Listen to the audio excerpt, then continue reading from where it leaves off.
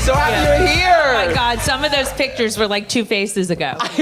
Well, actually, that's always one I wanted to ask you about. Something that you've been so open about, and then we'll get into the kind of the serious stuff of this, was that like you were so open about like, you know, getting plastic surgery. Yes. And like unlike some housewives, which is, for instance, like Larsa Pippen in Miami still won't admit half the things she's done. I know, which is a little bizarre. It is, I right? mean, that ass is not natural. No, it is like, not. Any of those body parts. No, they're not. No, I mean, I saw myself in HD. I was like, Marge, get yourself to a plastic surgery stat. But I think it points to just, you know, how authentic and genuine you are. And I want to get at to what like the big news of the day is of your career. You know, 2 weeks ago, you announced that you were leaving The Real Housewives of New Jersey. And for context, for those who don't watch, like we haven't had any news about the new season in like 2 years since the last season wrapped. So Margaret's news that she was not returning was like the first news we got. I want to know, what did you feel right before you pressed like post?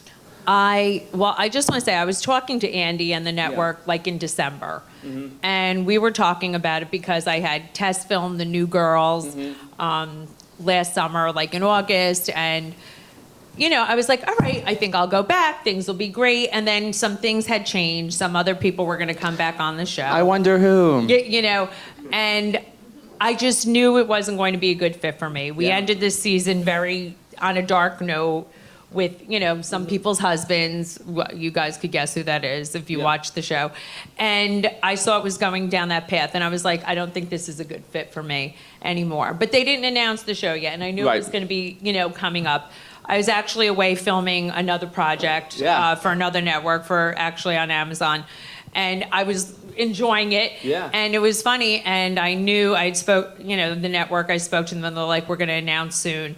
How do you feel? And I was like, you know, I'm going to just announce it. But I was very much at peace with it because I knew it just wasn't, you know, I'm a girl, a very big party girl, but when I leave before the lights go on. That is advice I'm trying to learn. Yes, I leave a party before the lights go on. But also, I will say, it is such a serve to post it while you're on the set for another show. So, like, I'm sure if I was home in my room and not filming another show, I probably would have been a little more sad. But I was like, you know what? I think I'd rather go out on a high note. I've had amazing seasons. Yes. I am a very different type of New Jersey housewife than, you know, the other ladies, which I love. And, you know, and I've had a great team and we've been a great crew together. It just went down the fucking tubes the last few years. We're so in sync. It's like you've written my questions because I can't. So you mentioned this, like the last season ended very dark. Yes. But you ended on a high note. Yes. You vindicated yourself against Jackie, who she was the one pitting, you know, trying to expose Louis and Teresa, and when you saw the clip, you subpoenaed the wrong bitch. Yes. Not every housewife, not every person can say they went out on a high note when they finish something. So that is something you should really hold your head held high, especially in Real Housewives. Thank you. But when that season wrapped, were you basically like, oh, this could maybe end? Like, because the reunion was canceled that season. Yes. I definitely felt that way. When I walked out of there, I was like, how could I even go back to this? Just also because it was like, they said, you know, Louis had said he wants me to suffer, my son to suffer. Crazy. I was like a little like, all of us were like, holy shit, what's going on here? And I knew we were going to be on a break for a little while. It just was, you know, it's supposed to be about a group of friends, and no one was really friends anymore. And I think that's what it is. Like I had dinner with Melissa last night. We're still very close. I'm close with Dolores. Even Rachel Fuda, Danielle. Like, we all talk all the time. Like, I love these ladies, but certain things you just can't come back from. I wish no ill, by the way, on Teresa at all. I think she's a great mother. I want the best for her and her family. It's just like, I think boundaries were crossed. It's just, they're not my people. Yeah, we'll get to Teresa. But there was someone who was sucking up the air in the room. But so you also mentioned, you joined in season 8 of New Jersey, and it was very interesting when you joined, because New Jersey, for the most part, centered around 2 families, right? It was the Manzos and Laritas, and then it became about the Gorgas and the Judices, and you come on by yourself, not really knowing anyone, and I immediately fell in love with you. Millions of people immediately fell in love with you.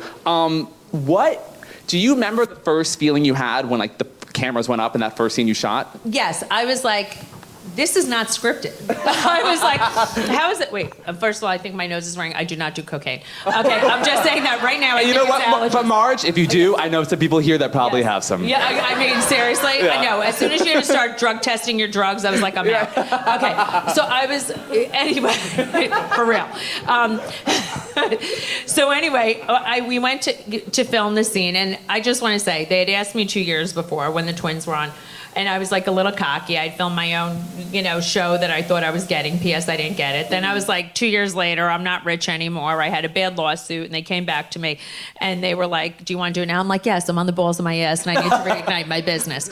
So I do the show, and we film, and then people, Siggy Flicker starts acting crazy, and she's soggy. That's why I called her soggy. She's crying. And I was like, I called my family. I was like, these girls are really nuts. Yeah. I really thought it was going to be scripted, and I had no idea what was going on. Right. But I was just like, all right, I'm just going to act like my normal self, and we'll see what happens. So this is you pictured, I think, from the last reunion you did, season 13 over there. And this is you, pigtails, Marge, towards the beginning. Yes, this is me on Ozempic. And this is me not on Ozempic. And this is like, my facelift, boob reduction. And then this is me, new teeth. This is, all that, which is fine. Besides telling season 8 Marge that Ozempic would exist one day, a miracle drug, FYI. What would you say to her before she began her 7-season run on the show? No, I would just say to her, is like, be yourself. It's going to be a very bumpy ride, but enjoy every second. It's an amazing platform. It is a heaven and a hell, but just love it and stay in the moment, because I did love every second of it. I mean, listen, there was a lot of crying, a lot of frustration, but it was all worth it. It's been a beautiful ride. Yeah, so let's go into some of the deep moments of your historic run on the show. So, can you ever go to a pool party without someone trying to make you push them in? No, everybody always says to me, every time they say it, Marge, just say it. Yeah, and I'm like, okay, fine. Your husband's in the pool. I love it. Could you say it again? No, it is very, very fun. Okay, so this is all my cameos. Everyone's like, could you just please say your husband's in the pool? But it's iconic. It is.